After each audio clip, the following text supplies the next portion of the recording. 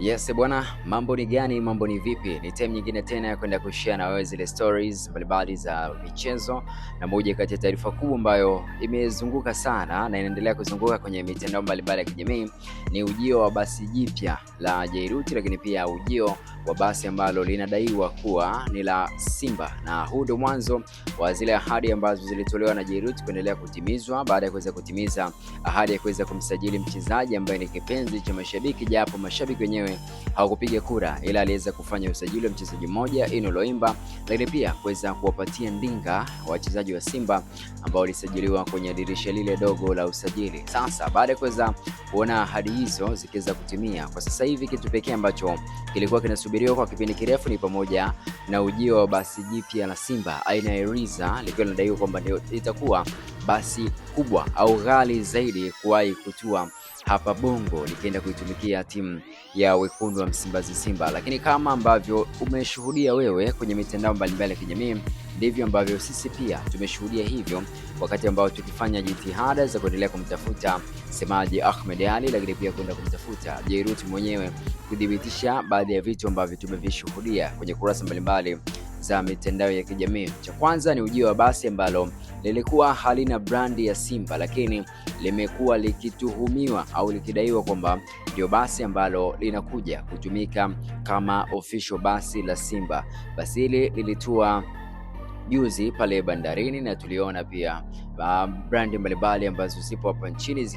zikionekana kwenye video ile kuonyesha kwamba ni kwenye bandari ya Bongo. Lakini basi hilo aina ya Riza Scania lilituhumiwa kwamba ni basi ambalo tayari limeshatumika kwa kipindi kirefu na sio basi jipya kama ambavyo mwanzo ilikuwa inadaiwa kwamba Simba wataletewa basi jipya. Tuliona Ali Shabani Kamwe akiposti baadhi ya vitu, tuliona pia akiposti ile dashboard ikiwa moja ina move nyingine ina move, lakini pia tumeona tairi zikiwa zina kutu na vitu vingine kama hivyo, japo pia baadhi ya vitu vimekuwa vikidaiwa kwamba ni kutokana na ule ukubwa au lakini pia siku ambazo basi hilo liliweza kukaa safarini, yani ile safari kuanzia limepakiwa mpaka kufika leo, lakini pia kukaa bandarini kwenye container kwa muda mrefu na kupelekea vitu vyote hivyo kuweza kutokea. Lakini kwa leo kuna basi ambalo nimeona video mbalimbali zinaonyesha ni basi ambalo liko branded na logo za Jairuti. Sasa sijajua kama hili ndo basi jipya la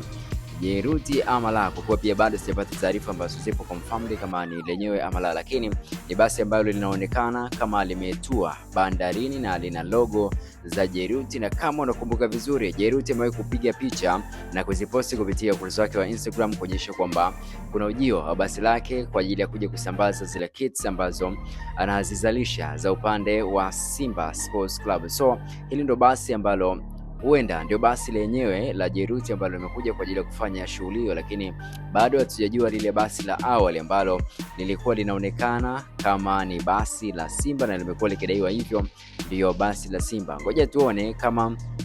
hilo ndio official basi la Simba ama kuna basi lingine ambalo litakuja kwa ajili ya kuja kuhakikisha mambo mengine yanakuja, lakini basi hili limeonekana likitua pande za bandarini na lina logo za Jairuti kuonyesha kwamba hili ndio basi official ambalo limekuja kwa ajili ya kuja kusambaza zile kits za Jairuti ambazo amekuwa akizisambaza maeneo mbalimbali. Tumeshuhudia taarifa ziko nyingi, kila moja kidai la kwake, lakini